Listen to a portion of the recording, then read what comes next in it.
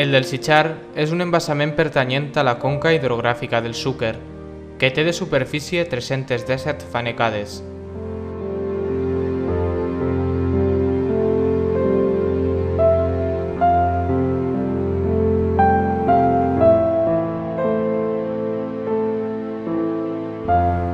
Té una capacitat màxima de 52 hectòmetres cúbics.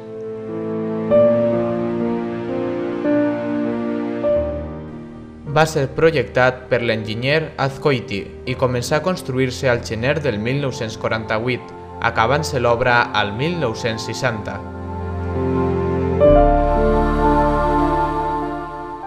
La presa està situada junt al Tossal del Frare. Esta té 58 metres d'altura i una capacitat de 2.800 metres cúbics per segon.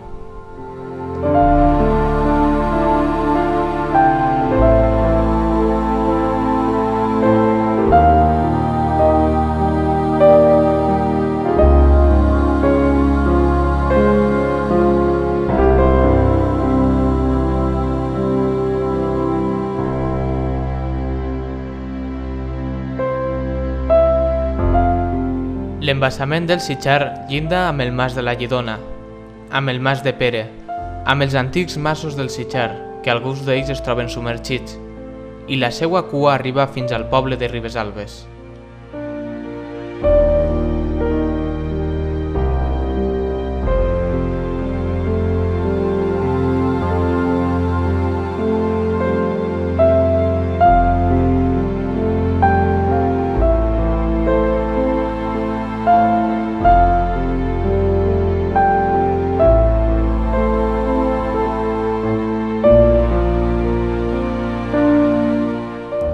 L'aigua de l'embassament del Sitxar es destina al reg i a la producció d'energia elèctrica.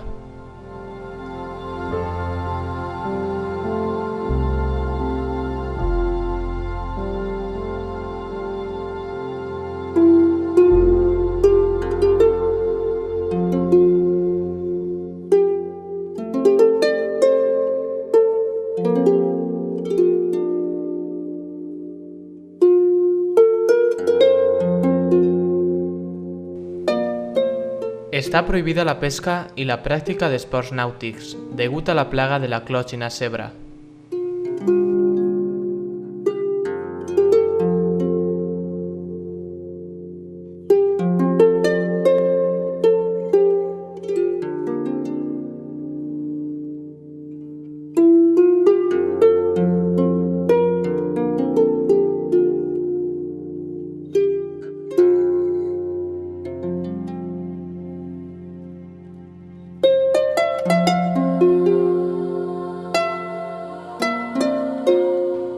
Junt a l'embassament hi ha una zona d'oci.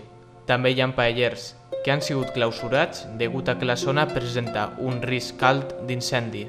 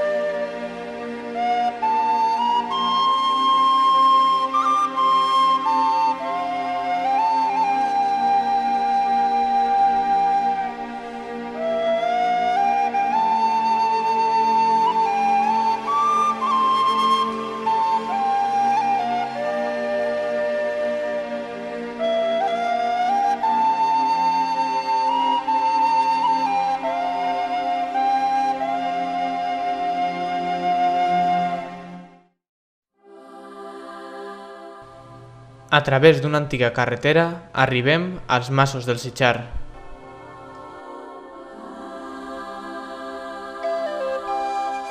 Els masos del Sitxar eren assentaments humans que hi havia a la zona on avui està l'embassament homònim, dins del terme municipal d'Onda.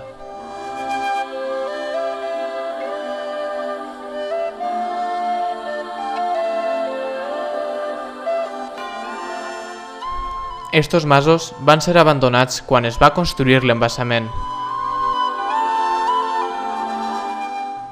D'ells només queden les pedres amb què foren construïts, també algun mur i restes de la fusta de les portes.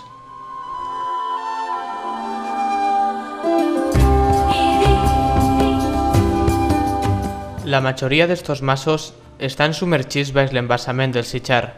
Altres es troben situats a una zona inundable junt a l'embassament.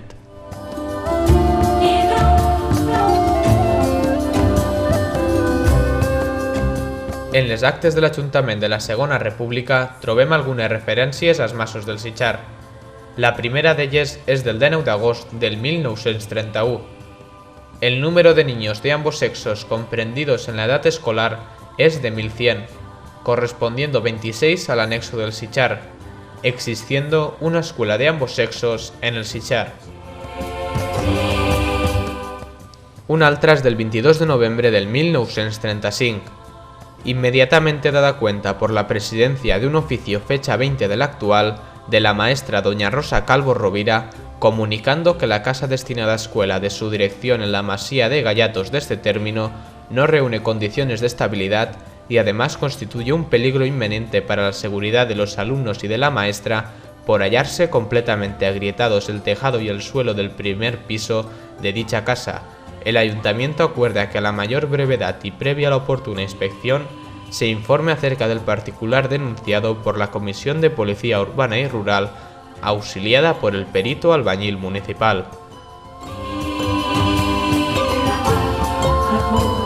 L'última que citem és del 5 de febrer del 1936 y últimamente, a proposición de la Presidencia y con el fin de que se celebre fiesta escolar, el Ayuntamiento acuerda subvencionar con 150 pesetas los festejos populares que próximamente tendrán lugar en el caserío Sitjar de este término, con motivo del patrón San Antonio Abad.